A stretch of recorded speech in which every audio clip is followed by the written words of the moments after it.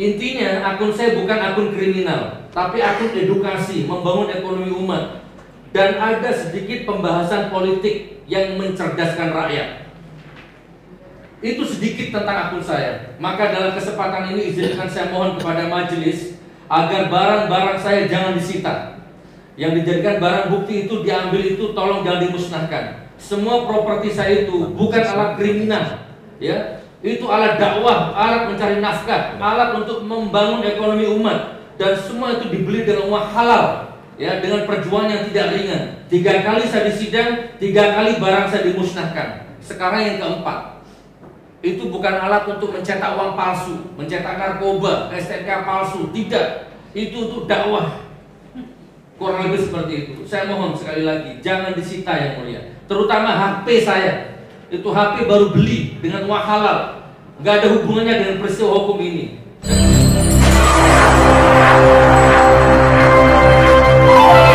Saya mulai. Saya ditangkap pada tanggal 13 Oktober, dipanggil sebagai saksi dan di BAP sebagai saksi. Dan sungguh di luar dugaan saya. Setelah selesai di BAP sebagai saksi, kemudian langsung tanpa jeda hari itu juga saya di BAP naik jadi status tersangka, bahkan langsung ditangkap dan ditahan di rutan Bareskrim Jakarta.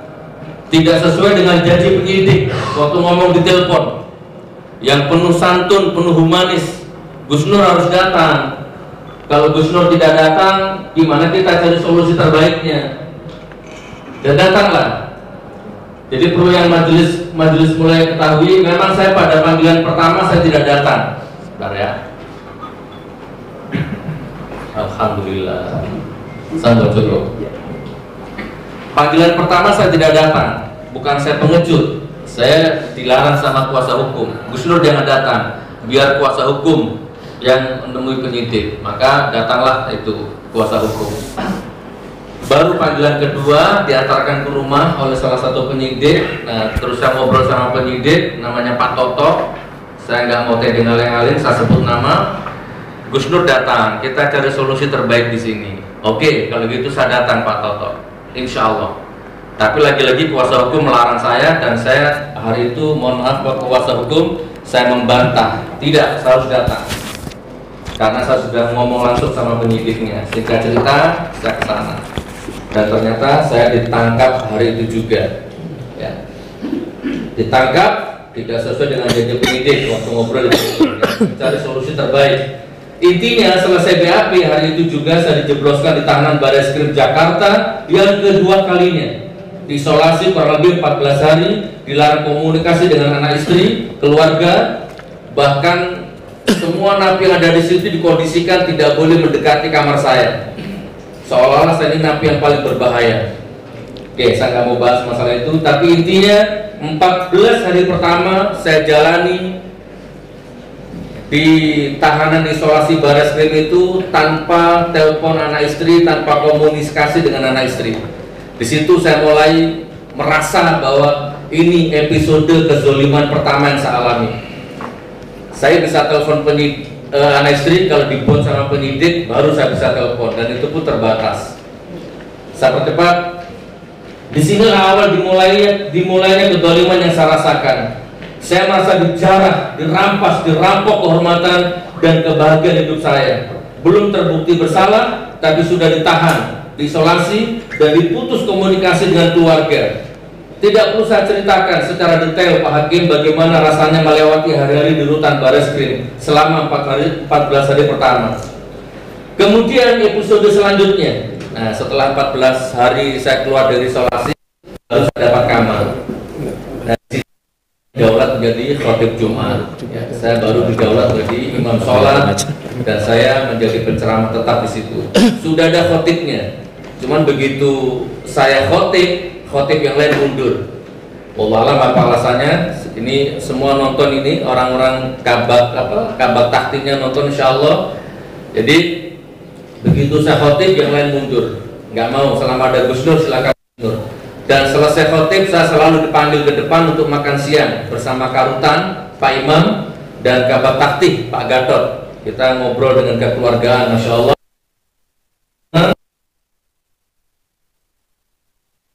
Anda baik. Nah, selanjutnya saya dibawa ke Kejati Semarang, pelimpahan P21. Dibawa ke Kejati Semarang untuk pelimpahan. Sekitar pukul 10 pagi saya berangkat dari Barreskrim Jakarta menuju Kejati Semarang.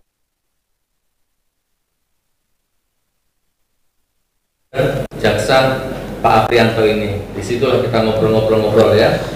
Kemudian diputuskan saya akan dititipkan di Polresta Surakarta, Barreskrim di Semarang, dan diputuskan saya dititipkan di Polresta Surakarta. Hari itu juga saya dibawa menuju Polres Surakarta. Nah, yang mulia, setelah sampai di Polresta Surakarta, belum 5 menit baru duduk, ternyata saya harus dikembalikan lagi ke Polda Semarang. Semarang. Kuasa hukum protes waktu itu, ini kan Gus Nur capek ini dari Jakarta ke Semarang, terus sekarang mau dibawa lagi ke Semarang, bagaimana? Tapi protes kuasa hukum dianggap angin lalu. Malam itu juga saya dibawa ke Polda Jateng, rutan Polda Jateng. Nah, jadi ini satu cermin koordinasi yang buruk ya, yang dolim, yang kembali saya rasakan, di-share ke sana kemari secara maraton, Jakarta, Semarang, kemudian kembali ke Surakarta dan kembali lagi ke Semarang. Jadi saya betul-betul marah waktu itu yang mulia.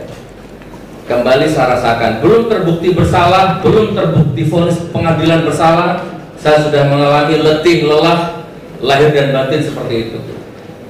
Bapak Majelis yang mulia yang saya hormati, di tahanan Polda Jateng, ini Polda Jateng nonton karena kemarin sempat ramai juga di medsos, Kabid Humasnya Pak Iqbal, ini pledoi untuk Anda. Kembali saya dipaksa untuk menjalani episode kezoliman berikutnya. Mungkin bagi mereka bukan kezoliman, tapi bagi saya kezoliman.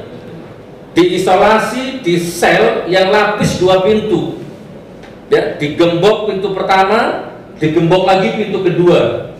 Tidak boleh tahanan mendekati saya. Saya hanya berdua sama Babang Trio waktu itu. Ya. Kurang lebih 10 hari atau 14 hari atau 10 hari terpisah dengan tahanan lain dan tetap dilarang komunikasi dengan anak istri. Saya protes keras dengan petugas karena diperlakukan seperti itu. Tapi lagi-lagi protes saya tidak dihiraukan. Jadi menurut orang-orang tahanan sana mungkin ini sistem. Ya udah begini aturannya. Baju saya dilepas, saya disuruh pakai baju tahanan warna oranye itu dengan celana yang pendek yang sholat pun harus pakai itu. Sekali lagi saya protes. Karena hampir 10 hari, yang mulia 10 hari tanpa komunikasi dengan anak istri, ya, digembok 2 lapis pintu. Nah, tiba-tiba ada petugas namanya Pak Sri. Pak Sri, ini untuk Anda, salam takdim, Anda orang baik ya. Sri menemui ada Twitter mengatasnamakan Gus Nur, pakai fotonya Gus Nur, namanya Gus Nur, dia menjelek-jelekkan Jokowi dan memuji-muji Anies Baswedan. Setelah Barreskrim, ternyata Twitter itu datang dari kamarnya Gus Nur. Saya diperiksa atasan, anak buah saya diperiksa atasan, dan saya nggak mau, jadi terpaksa Gus Nur saya isolasi. Lagi-lagi saya difitnah yang mulia. Saya seumur-umur nggak pernah pakai Twitter. Ya, di kamar itu sudah nggak ada handphone, masing-masingnya fitnah saya. Nah, selama kurang lebih 10 hari saya rasakan penderitaan kembali, bukan penderitaan. Nanti kalau saya ngomong derita, dikira saya curhat ya, dikira saya lemah. Tapi intinya tidak boleh telepon anak istri, diisolasi selama 10 hari. Difitnah punya akun Twitter, padahal tidak. Baru setelah itu saya dipindahkan ke kamar ya.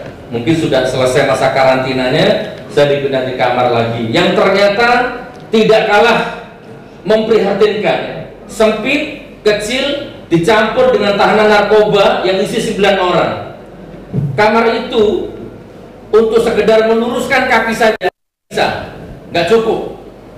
Jadi sering saya tertidur itu nyelonjorkan kaki, nendang kepalanya orang. Yang sering saya tendang itu namanya Pak Jiji dari Tasikmalaya sana. Ini tidak saya kurangi, tidak saya tambahi.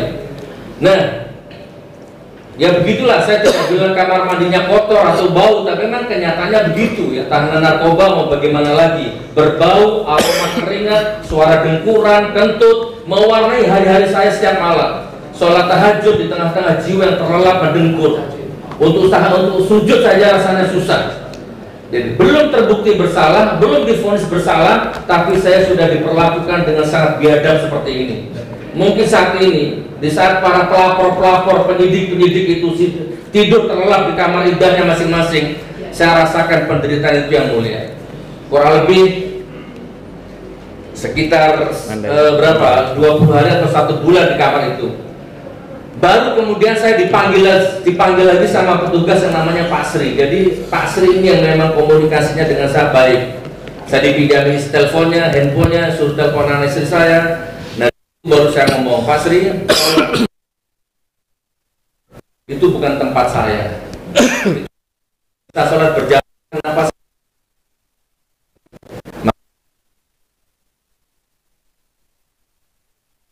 ya enggak. Lagi saya kaget, ternyata saya harus bayar 100.000 ya, dan isi kamarnya 8 orang 100.000, berarti 800.000. Nah ini juga salah satu praktek kotor ya, ini juga salah satu praktek yang sebenarnya nggak boleh. Pungli. Terserah mau dimutasi, terserah ya. Saya sudah nahan, tapi ini karena menentukan nasib saya dan keluarga saya harus belak-belakan. Baik, saya percepat Pak Hakim, ini pasal-pasal saya nggak perlu sebut, saya nggak baca di sini terlalu lama.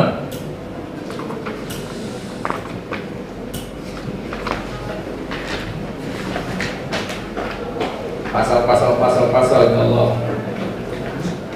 Tapi intinya gini yang mulia, intinya saya selalu jerat dengan pasal ini, menebarkan kebencian antar suku, ras, agama, golongan, dan juga pasal menyebarkan berita bohong. 4 kali yang mulia saya selalu dijerat dengan pasal ini.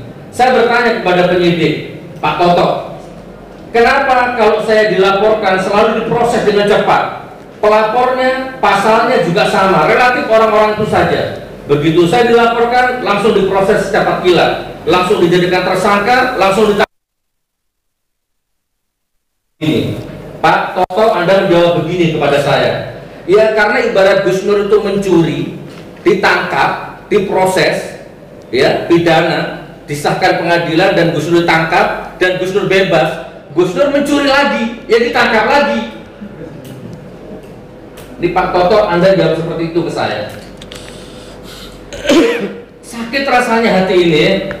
Jadi argumen penyidik ini saya jawab, tapi kan saya bukan pencuri, Pak. Kenapa Bapak pakai analogi seperti itu?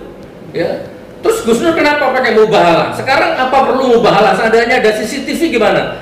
Loh kalau ada CCTV nggak perlu mubahalah. Ya sudah, percaya saja sama CCTV. Saya sudah selalu debat begitu dengan penyidiknya. Tapi begitulah argumennya, tidak nyambung, cacat moral. Saya seolah-olah pencuri. Apa yang saya curi, Pak? Siapa guru? Siapa yang saya curi? Barang apa yang saya curi? Beda analoginya, nggak nyambung.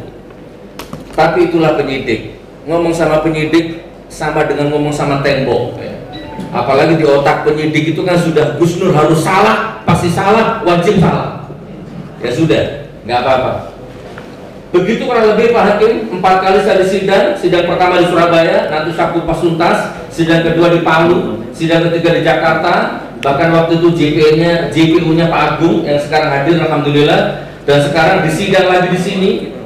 Bapak Hakim yang terhormat, sidang ketiga di Jakarta, pelapor inti atau orang yang melaporkan saya itu tidak pernah hadir pengadilan. Nah, nanti saya bahas di belakang, saya percepat bagian ini. Oke. Jadi waktu di Jakarta itu pencemaran, nah kemarin kan jaksa penuntut umum menjelaskan bahwa saya sering menyerang rezim Jokowi, ya. Nanti saya bahas ya. Tapi perlu diketahui kasus saya di Jakarta itu pencemaran nama baik NU. Nanti di bab lain saya jelaskan secara detail. Pelapor intinya tidak pernah datang di pengadilan, yang sekarang jadi Menteri Agama. Dia yang laporkan saya, ya. Dia yang merasa dicemarkan namanya, tidak pernah hadir di pengadilan. Jadi dipanggil sama hakim sampai 5 kali. Panggilan pertama mangkir, kedua, ketiga, keempat mangkir. Pak Agung saksinya. Mana Pak Jaksa? Kalau nggak pernah datang prinsipalnya ini kan kasihan terdakwa ini, sidangnya ditunda-tunda terus. Jaksa menjawab, sudah kami panggil secara patut yang mulia, tapi nggak pernah hadir. Itu pun saya debatkan dengan penyidik yang namanya Mas Uki.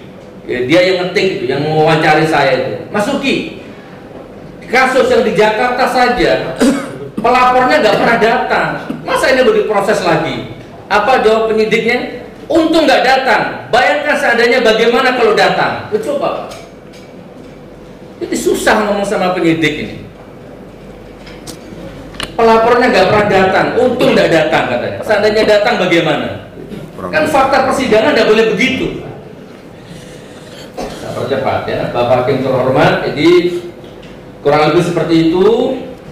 Dalam peristiwa hukum yang saya ditahan 10 bulan, silahkan yang mulia bertanya kepada jaksa penuntut umum Pak Agung, beliau sudah tahu betul dari A sampai Z. Oke, Bapak Hakim terhormat. Yang lain saya juga pernah difitnah, saya sering dicemarkan ya, nama baik saya di luar batas nilai-nilai normal. Gus Nur anjing, Gus Nur wedus, Gus Nur dajjal, Gus Nur pernah nyusep di lokalisasi pelacuran dan seterusnya. Sampai detik ini kalau Anda mau itu di medsos itu ibu buzzer yang menjelek-jelekan saya itu setiap menit, setiap detik, dan pernah saya laporkan di Polda Jatim dengan kuasa hukum dan sudah di BAP, saksi-saksi saya sudah dipanggil semua. Tapi intinya kasus itu nguap 4 tahun dari sekarang ini, 4 atau 5 tahun sampai sekarang nggak diproses. Di Pak Kapolri, Pak Listio Sigit, ini pledoi untuk Anda. Kenapa kalau saya dilaporkan seminggu langsung ditangkap? Begitu saya laporkan 4 tahun, 5 tahun gak ada proses. Saya cinta polisi ya. Anda boleh cek bagaimana selama saya di rutan Surakarta sini. Anda Kapolri, Anda pasti muda. Apa yang sudah saya lakukan di tahanan di rutan Polresta Surakarta sini, Anda bisa cek. Ya, insya Allah, saya nggak perlu cerita di sini. Bapak Hakim yang saya hormati, insya Allah saya orang yang taat hukum. Saya ini orang yang 100% waras dan punya kesadaran penuh dan siap bertanggung jawab jiwa dan raga atas apapun yang saya lakukan. Dan yang pasti saya adalah orang beriman. Tidak mungkin saya mau melakukan kesalahan yang sama atau dengan sengaja menjatuhkan diri tepat yang sama. Tidak mungkin. Itu bukan saya banget. Nggak bisa. Nah, nanti saya jelaskan secara detail. Di ruang inilah yang belum dikaji ulang sebenarnya siapa salah. Saya atau oknum penyidik yang salah, saya rakyat kecil ini yang salah, atau pengendali sistem hukum ini yang arogan dan zalim. Inilah contoh real Bapak Hakim yang terhormat. Saya selalu dijerat dengan pasal menebarkan kebencian antar suku, ras, agama, dan golongan. Padahal sampai detik ini tidak ada satupun suku yang saling benci berantem gara-gara saya. Tidak ada suku Madura, Dayak, Jawa, Batak, dan lain-lain yang bentrok gara-gara saya. Bahkan tidak ada agama Islam, Kristen, Buddha, Konghucu yang bentrok gara-gara saya. Sampai detik ini tidak ada fasilitas umum atau aset negara yang rusak karena konten saya. Dan kalau mau adil dan jujur, banyak pejabat publik dan buzzer yang statementnya atau konten videonya membuat ricuh di mana-mana, demo di mana-mana, onar di mana-mana, tapi mereka tetap bebas, tidak diproses hukum seperti saya. Bahkan sudah berstatus tersangka pun sampai detik ini beliau masih bebas. Allahu Akbar, Allahu Akbar, Allahu Akbar. Bapak Hakim yang terhormat, dari peristiwa hukum keempat yang saya alami, yang saya terima dari sidang Surabaya, Palu, Jakarta, dan sekarang di Solo, kerugian materi dan non materi yang saya derita, kerugian lahir batin yang saya rasakan sangat besar, sangat banyak, bahkan mungkin sudah berbunyi miliar. Nanti saya rinci yang mulia. Ya. Plus kerugian lahir batin yang tidak bisa dinilai dengan materi. Berbeda dengan para pelapor saya, ya, yang dalam tanda petik by design, mereka tidak mengalami kerugian apapun. Setiap ditanya kuasa hukum, jawabannya selalu lupa, nggak tahu, lupa, nggak tahu, lupa, nggak tahu. Semua sidangnya begitu. Surabaya, Palu, Jakarta, sekarang di Solo, 99% semua saksi yang ditanya nggak tahu, lupa, nggak tahu, lupa. Bahkan yang lucu kemarin sidang di Jakarta, maaf Mas Agung ya, jangan tak bawa-bawa terus ini yang di Jakarta ini. Katanya saya ada salah satu saksi yang ditanya sama hakim, saudara tahu sekuler apa? Enggak tahu. Saudara tahu liberal apa? Enggak tahu. Saudara tahu PKI apa? Enggak tahu. Hakim tanya, terus yang kamu tahu apa? Gus Dur kan dijerat gara-gara kata-katanya liberal, sekuler, PKI. Kamu enggak tahu apa-apa, terus gimana? Sampai segitunya. Ya, saksi-saksi yang selama ini kita hadirkan juga begitu. Lupa enggak tahu, lupa enggak tahu. Nah, itu majelis yang mulia yang kemarin. Nah, sekarang saya akan bahas Bambang Tri ya. Bapak yang terhormat, inti dari peristiwa ini adalah konten saya yang mengundang saudara Bambang Tri sebagai narasumber. Jadi Bapak Hakim terhormat, telah viral sebuah video Bambang Tri yang sedang dikerubuni wartawan. Ini kemarin sudah kita bahas di sini, tapi harus saya baca biar lengkap. Sedang diwawancari oleh wartawan dan youtuber. Dalam video itu, saudara Bambang Tri memakai baju kurang lebih kotak-kotak dengan masker di lehernya. Video September itu, saudara Bambang Tri bicara dengan lantang palsu. Video Bambang Tri itu sudah sangat viral kira-kira akhir Agustus. Nah, saat itu saya belum kenal dengan saudara Bambang Tri. Ini video Bambang Tri viral di YouTube, Instagram, Facebook, dan lain-lain. Saya ulang majelis ya. Video ini sudah viral. Dan saat itu saya belum kenal dengan Bambang Tri. Artinya, saya bukan orang yang pertama dalam peristiwa hukum ini. Kalau polisi atau penyidik atau pemegang sistem hukum di negeri ini berniat menegakkan hukum, maka harusnya saat itu juga youtubernya, wartawannya, ya, ataupun Bambang Tri-nya harus diproses hukum hari itu juga. Karena viral videonya. Yang memosting, yang share atau apapun itu harus diproses waktu itu juga. Nah, Bapak Hakim terhormat, 1 minggu kemudian baru saya penasaran dan mencari saudara Bambang Tri. Siapa orang ini? Saya cari melalui grup WhatsApp, akhirnya ketemu, saya percepat 1 minggu ketemu, dan akhirnya saya telepon. Dia lagi kos di Bogor dan saya undang dan dia mau datang dan saya biayai semua operasionalnya, sewa mobil dan lain-lain. Maka terjadilah wawancara itu dan terjadilah acara podcast itu kurang lebih 40 menit ya. Bambang Tri menceritakan, menjelaskan lantang investigasinya tentang ijazah Pak Jokowi yang menurut Bambang Tri palsu.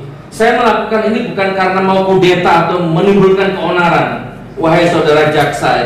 Justru saya melakukan ini karena saya merasa punya tanggung jawab ya, supaya video Bambang Tri ini tidak menjadi bola api, bola fitnah, bola ghibah, ya bola salju yang liar di tengah masyarakat. Nah, ini harusnya menjadi tanggung jawab polisi waktu itu.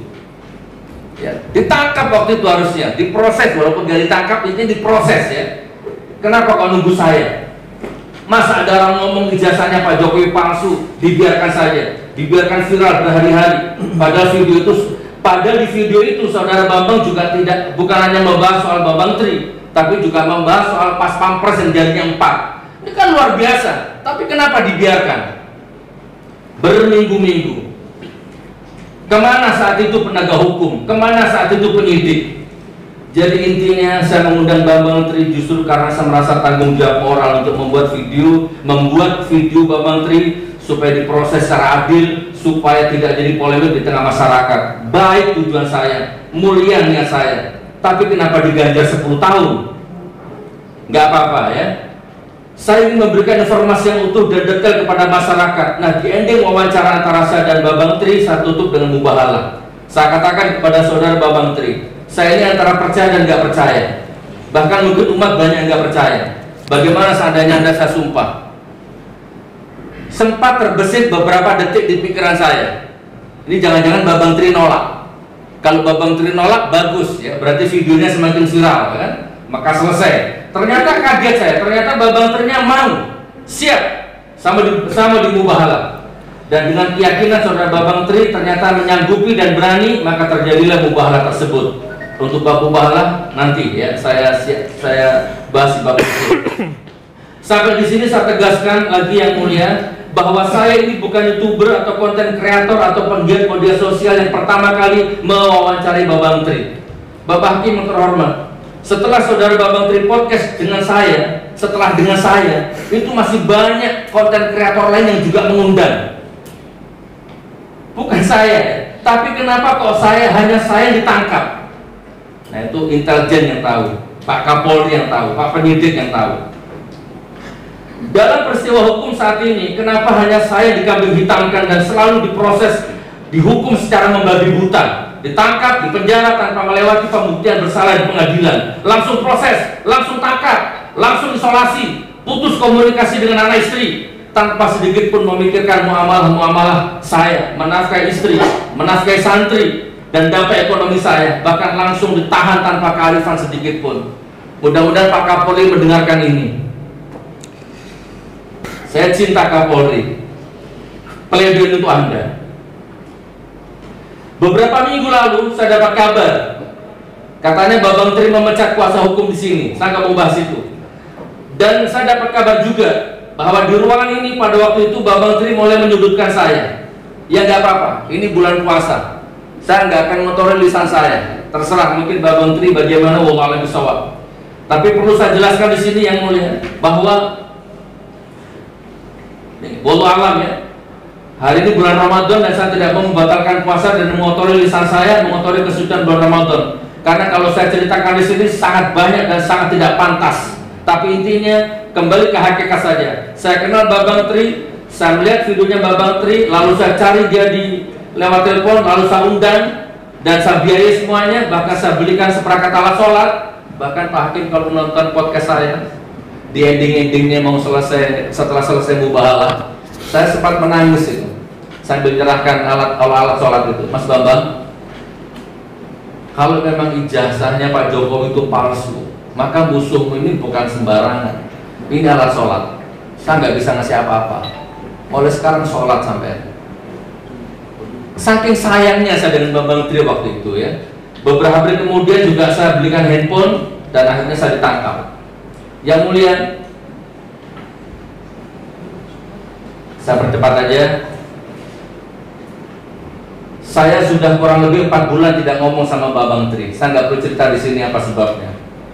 Ya, saya sudah 4 bulan tidak bicara dengan Babang Tri. Paling hanya sepatah dua patah ketika dia minta rokok ke saya. Udah, hanya itu saja ya. Nanti kalau saya ceritakan hibah, tidak baik. Jadi walaupun satu kamar 10 hari, sepatah pun nggak ngomong Pak Hakim. Sudah ada beberapa hal yang prinsip yang tidak sejalan dengan saya secara perjuangan. Tapi perlu saya tekankan bahwa ijazah palsu ini bukan masalahnya Pak Babang Tri, ini masalah rakyat Indonesia semuanya, masalah kita semuanya. Ya, bukan hanya masalah Pak Babang Tri saja. Maka dari itu majelis yang mulia, mohon melihat peristiwa hukum yang ditimpakan ke saya ini, sudilah yang mulia melihat, memahami dari berbagai sudut dimensi batin yang jernih. Banyak hal yang terjadi di luar kehendak saya. Bahkan kadang saya tidak ketahui. Banyak cari panggung, numpang tenar, atau mungkin sengaja nusuk bersilat lidah dan ujung-ujungnya pergi tanpa permisi. Nah, itu sering Pak Hakim. Jadi kalau di luar sidang konferensi pers, nyerang sana nyerang sini ya, ternyata ujung-ujungnya dia nggak ada sekarang. Dan kemarin saya dikirimi video, sekarang dia lagi bermesraan dengan pihak yang memusuhi saya. Saya nggak tahu dia sengaja diusuk atau disusupkan. Dan salah satu kuasa hukum ini yang kadang-kadang memberatkan Gus Nur. Orang-orang ini ngomong saya nanti di luar pengadilan, tetapi setelah itu dia nggak tanggung jawab. Nah makanya Pak Hakim, kalau Bapak yang mulia melihat sesuatu di luar pengadilan yang mungkin memberatkan saya, perlu Bapak ketahui itu terjadi di luar kehendak saya. Barakallah. Bapak Hakim terhormat, sekarang saya akan bahas bab mubahalah secara cepat saja, singkat saja. Tidak mungkin saya menodai agama, ya karena saya dituduh sebagai penodai agama. Saya punya pesantren tahfidz Quran yang saya gratiskan, ya. Dan saya dan kami jamaah membangun masjid di tempat-tempat bencana. Di rumah saya tidak pernah satu hari pun lewat libur membaca Al-Quran. Di rumah saya tidak pernah satu hari pun libur berlalu tanpa tidak ada yang baca Al-Quran. Hukumnya wajib baca Al-Quran di rumah saya. Anak saya, istri saya wajib hukumnya baca Al-Quran. Jadi tidak mungkin saya menodai agama. Jadi bagaimana saya bisa dituduh sebagai penodai agama yang konteksnya sangat tidak pas dengan keadaan real hidup saya sehari-hari. Mubahalah yang saya lakukan terhadap saudara Babang Tri adalah semata-mata untuk mencari kebenaran sekaligus tes kejujuran saudara Babang Tri. Secara hakikat, mubahalah itu tidak ada hubungannya dengan ijazahnya Pak Jokowi asli atau palsu. Tapi fokus apakah saudara Babang Tri itu jujur atau dusta, lebih ke sana. Itu hakikatnya. Karena yang ditulis saudara Babang Tri ini soal ijazah, ya maka mubahalah itu menjadi seolah-olah fokus urusan ijazah Pak Jokowi. Atau kalau bahasa para saksi pelapor, mubahalah urusan dunia. Coba saya kutip lagi secara pelan-pelan dan secara garis besar isi mubahalahnya. Setelah kurang lebih 40 menit Babang Tri bicara soal ijazah palsu dan 100% saya tidak percaya, dan juga karena menyangkut isu yang sangat besar, maka saya putuskan saya ajak bermubahalah. Ini intinya yang mulia, ini intinya umat, ini intinya penyidik Pak Polisi, ini intinya isi mubahalahnya. Ya Allah, kalau apa yang saya ini namanya Babang Tri ya, kalau apa yang saya katakan selama ini bohong atau dusta, kalau apa yang saya Babang Tri tulis selama ini bohong atau dusta, maka azab saya ya Allah, laknat saya ya Allah, cabut keberkahan rumah tangga saya ya Allah, dan matikan saya dalam kondisi kafir dan terhina ya Allah. Tapi kalau ternyata apa yang dikatakan selama ini benar, yang saya tulis benar, maka laknat, azab siapapun saja yang menentangnya.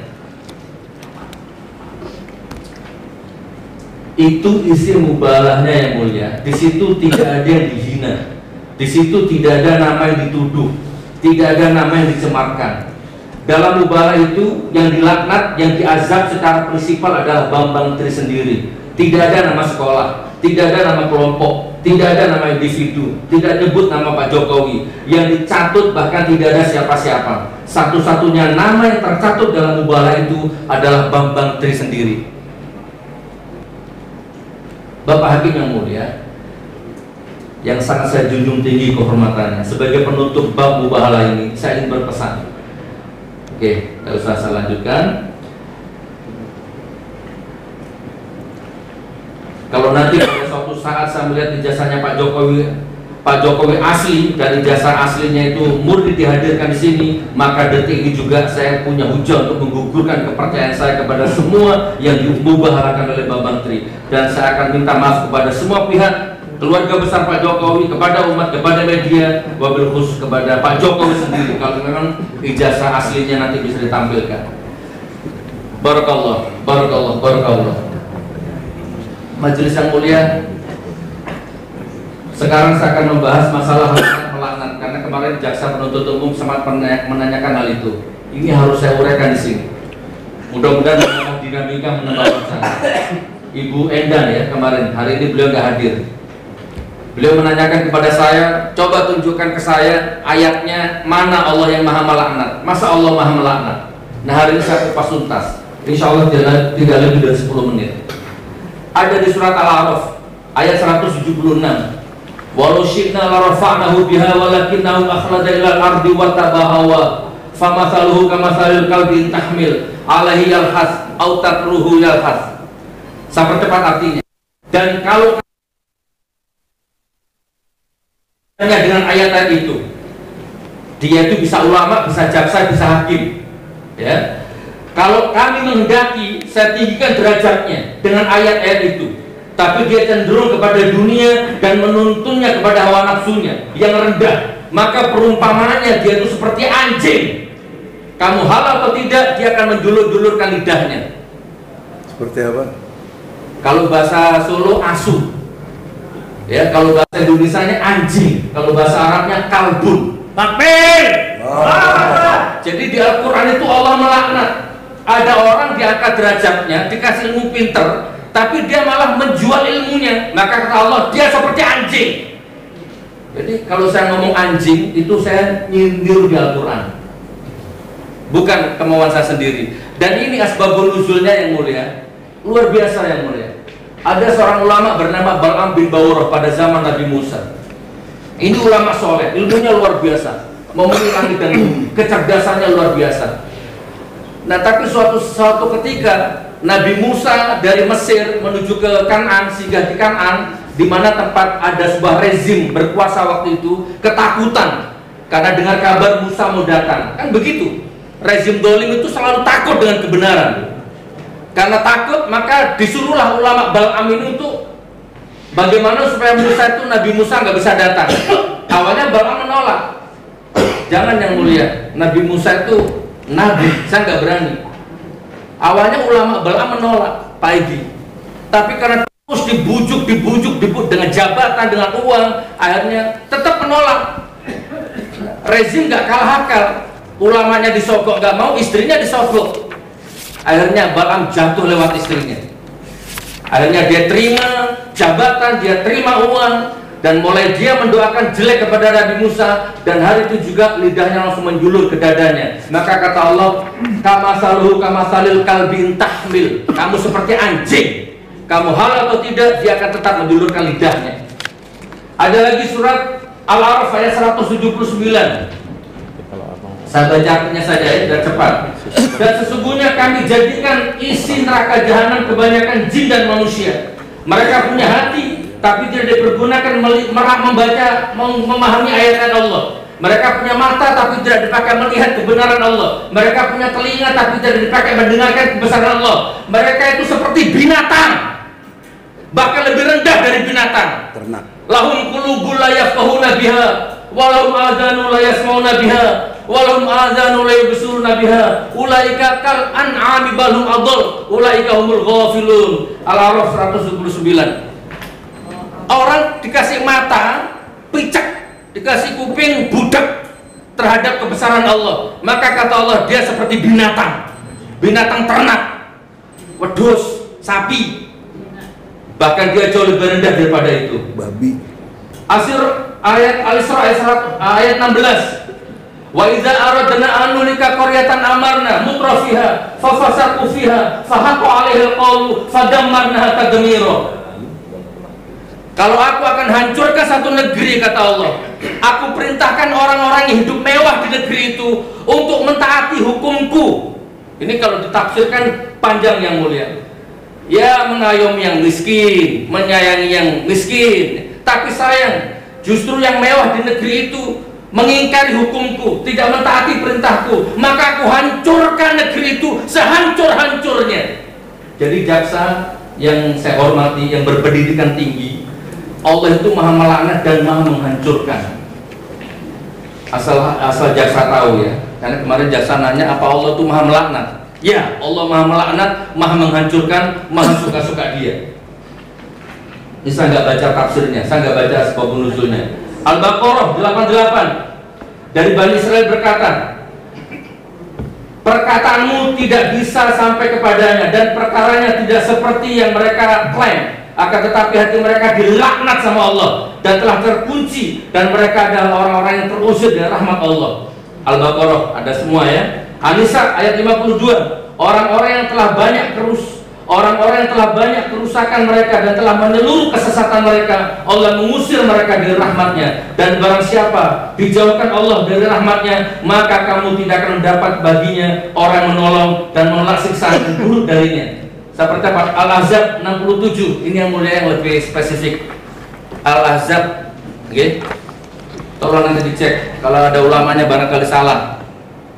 Al-Ahzab 67-68. Ya Tuhan kami, sesungguhnya kami telah mentaati para pemimpin-pemimpin pembesar kami, lalu mereka menyesatkan kami dari jalan-Mu yang benar. Ya Allah, timpakan kepada mereka azab 2 kali lipat ya Allah. Laknatlah mereka ya Allah dengan laknat yang besar.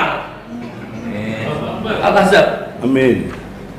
Allah melarang riba, tapi rezim ini membuka riba sebesar-besarnya.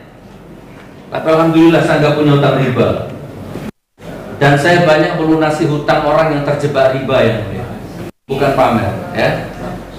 Banyak orang terjebak riba, gak bisa bayar kontrakannya, saya bayar kontrakannya, saya bayar ribanya, saya bayar SPP-nya, nanti saya bahas di bab yang lain yang mulia. Al-Baqarah 159. Sungguh orang-orang yang menyembunyikan apa yang telah kami turunkan berupa keterangan-keterangan dan petunjuk setelah kami jelaskan kepada manusia dalam Alkitab Al-Quran, mereka itulah yang dilaknat sama Allah, dilaknat pula oleh orang-orang yang melaknat. Lagi-lagi Allah maha melaknat. Nah ini agak saya percepat. Al-Mujadilah.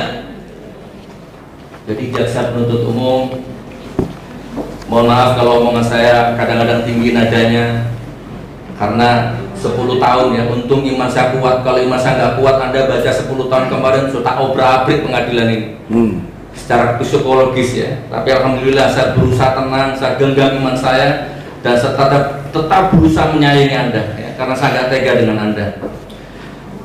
Jangankan melaknat yang mulia, di dalam Al-Quran itu ada anak membunuh bapak kandungnya atas perintah Allah. Al-Mujadilah ayat 22.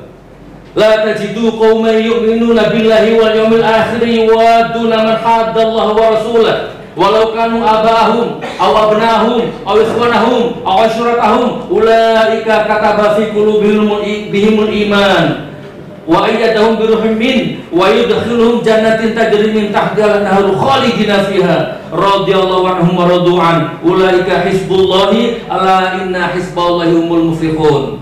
Mohon maaf saya baca cepat ya, jadi kalau makhrajul hurufnya salah maafkan saya karena saya dikejar waktu ya, saya cepat-cepat.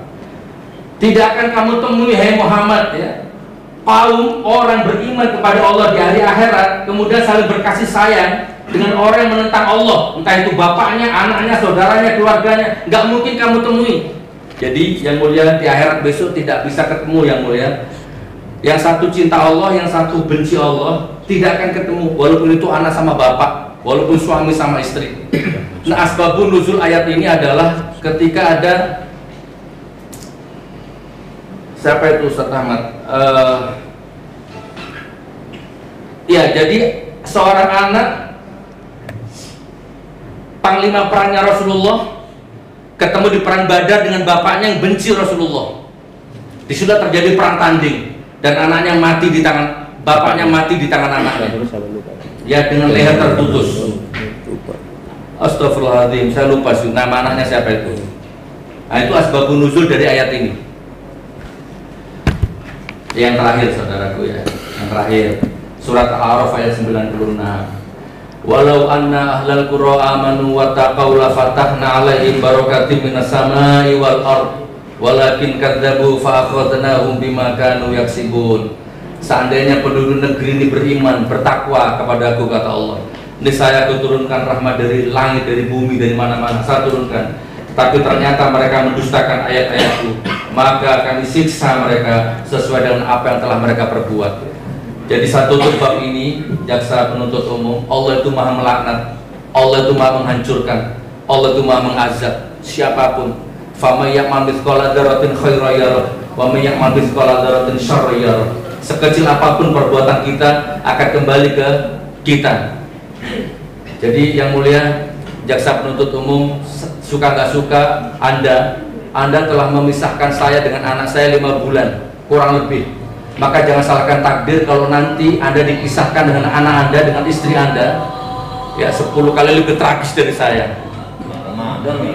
Ada apa saudara? Nyalain orang goblok.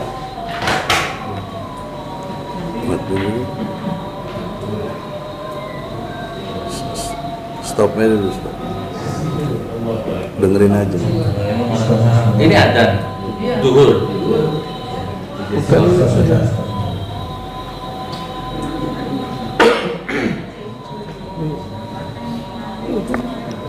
Ada mana HP kok?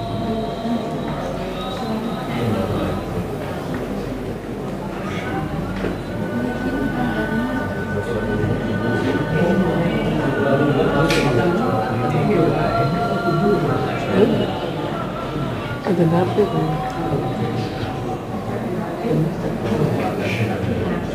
Abu Ubaidah. Mulai lagi. Abu Ubaidah. Oke, Abu Ubaidah bin Jarrah. Oke. Ubaidah. Ya, yang mulia. Jadi anak yang saya lupa tadi namanya Abu Ubaidah bin Jarrah. Dia yang membunuh bapaknya di perang Badar. Maka turun ayat ini. Tidak akan kamu temui orang cinta Allah dengan benci Allah bermesra-mesraan di akhirat. Sudah. Dah, langsung. Mau dilanjut yang mulia? Ini kayaknya tadi Azan HP. Belum ajar sebenarnya. Dari HP. Mohon jamaah di mana pengunjung ya, mohon HP-nya di silent ya, mohon. Baik. Saya bukan kriminal dan saya bukan penoda agama. Ketika saya ketik naskah ini, saya ketik bagian ini, saya teringat wajah-wajah para pelapor saya.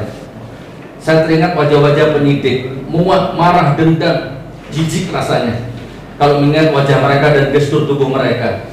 Mungkin saya salah, tapi hati kecil saya mengatakan telah terjadi konspirasi dan persekongkolan jahat atau skenario atau desain atau apalah namanya yang memang disengaja untuk menangkap saya. Astagfirullahaladzim. Mohon maaf kalau saya salah. Tapi alhamdulillah, dendam, benci, muak itu tidak lama-lama mengotori hati saya. Saya putuskan untuk berdamai dengan diri saya sendiri, berdamai dengan keadaan dan situasi apapun. Dan saya sudah memaafkan mereka semua. Saya sudah memaafkan. Allah terserah Allah. Bang Egy tidak memaafkan ya. Bang Egy orangnya keras. Doanya selalu melaknat terus. Saya memaafkan. Doa Nabi Musa. Bapak Hakim terhormat, ya ini berulang-ulang Pak Hakim ya, karena saya nulisnya ini dengan situasi waktu yang berbeda, karena di dalam tahanan saya nggak boleh pegang HP yang mulia. Jadi random kirim, pakai bolpen kirim, kuasa hukum datang pinjam sebentar kirim. Jadi mohon maaf kalau ada bahasa-bahasa yang terulang. Bapak Hakim terhormat, saya bukan penoda agama, demi Allah saya bukan penoda agama, dan ternyata penoda agamanya nggak masuk di pasal ini. Padahal penyidik waktu nangkap saya, gimana Pak penyidik kok saya ditangkap lagi, kebencian lagi, penyidiknya jawab bukan, ini masalah penoda agama. Penyidiknya bilang begitu. Nah sekarang ternyata nggak dipakai di pasal ini di sini. Allahu Akbar, Allahu Akbar, Allahu Akbar. Jadi saya bukan penoda agama, ya. Justru insya Allah saya adalah orang yang siap miskin, siap menderita, bahkan siap mati di membela agama Allah. Allahu Akbar, Allahu Akbar, Allahu Akbar.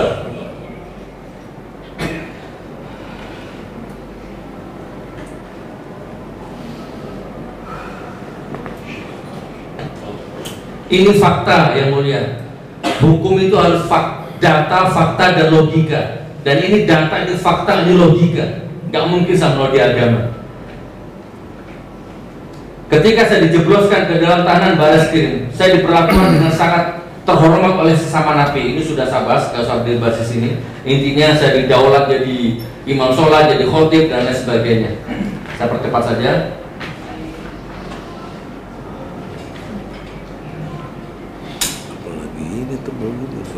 Baik, sekarang saya masuk ke barang bukti yang mulia. Bapak Hakim yang mulia, saya jelaskan soal akun dan barang bukti. Akun saya bernama Gusnur 13 Official. Saya buat tepat setelah saya bebas dari tangan Bareskrim kira-kira setahun lalu. Dulu saya punya akun namanya Mujia Channel yang sekarang berubah jadi Bloko Suto. Jadi itu akun dulu sempat diambil sama penyidik dan alhamdulillah bisa saya ambil lagi, dan sekarang jadi namanya Bloko Suto. Sekarang sudah 700 lebih itu subscribernya. Mohon yang mulia subscribe juga nanti ya, biar tahu video-video terbaru dari saya nanti insya Allah. Setelah saya bebas dari sini, saya akan bikin konten keliling Nusantara menggali tempat-tempat yang ada unsur budayanya, keramatnya atau apanya nanti insya Allah begitu. Nah, saya punya akun bernama Mujia Channel dengan jumlah subscribe sekarang sudah 700.000 ya, sudah jadi Bloko Suto. Nah, lalu akun saya Gusnur 13 Official yang sudah disita penyidik, Bapak Hakim terhormat, akun saya baik yang lama ataupun yang sekarang lebih banyak berisi konten sosial. Nah, kemarin jaksa ngomong di Detik katanya konten saya lebih sering menyerang rezim Jokowi. Nanti saya kupas tuntas di sini. Lebih banyak konten sosial, bedah rumah fakir miskin, bangun masjid di tempat-tempat bencana, kultum, dakwah dan pengajian, usaha, jual madu, properti, kontraktor. Bahkan saya juga punya kontraktor yang mulia. Kalau yang mulia mau bangun rumah, gedung sekolah, universitas, apa saja bisa hubungi saya nanti ya. Insya Allah murah dan syariah, non kapitalis, non riba. Dan di konten saya itu juga ada nyanyi. Jadi saya juga nyanyi yang mulia. Saya juga bikin lagu. Saya juga nulis buku. Permisi. Ini salah satu karya saya terbaru. Ada 14 judul. Ini yang terbaru. Yang benar di penjara, yang salah pesta pora. Ini menceritakan tentang pengalaman saya di Bareskrim. Intinya akun saya bukan akun kriminal. tapi akut edukasi, membangun ekonomi umat, dan ada sedikit pembahasan politik yang mencerdaskan rakyat. Itu sedikit tentang akun saya. Maka dalam kesempatan ini izinkan saya mohon kepada majelis agar barang-barang saya jangan disita. Yang dijadikan barang bukti itu diambil itu tolong jangan dimusnahkan. Semua properti saya itu bukan alat kriminal, ya. Itu alat dakwah, alat mencari nafkah, alat untuk membangun ekonomi umat, dan semua itu dibeli dengan uang halal, ya, dengan perjuangan yang tidak ringan. 3 kali saya disidang, 3 kali barang saya dimusnahkan. Sekarang yang keempat, itu bukan alat untuk mencetak uang palsu, mencetak narkoba, STNK palsu, tidak. Itu untuk dakwah, kurang lebih seperti itu. Saya mohon sekali lagi jangan disita yang mulia, terutama HP saya. Itu HP baru beli dengan uang halal, nggak ada hubungannya dengan peristiwa hukum ini. Dan kemarin sudah dikuatkan juga dengan ahli forensik dari Mabes kemarin juga mengatakan bahwa HP saya nggak ada apa-apa di situ. Itu juga tolong dikembalikan yang mulia. Itu harganya di atas 10 juta yang mulia. Semua barang bukti saya itu kalau di total kurang lebih 80 juta. Kamera, laptop, HP, perlengkapan properti podcast kurang lebih 80 juta. Sungguh dolim rasanya kalau barang-barang yang dibeli dengan uang halal, dengan kerja keras mencari nafkah, bahkan untuk membantu umat, harus disita dan dimusnahkan. Sekali lagi saya mohon maaf yang mulia. Mudah-mudahan yang mulia bisa mengabulkan ini. Tapi kalau tidak bisa mengabulkan, ya sudah, hidup mati kembali kepada Allah. Jangankan cuma barang begitu, istri, anak, nyawa, rumah, gedung semua bisa hilang. Semua datang dari Allah, kembali kepada Allah.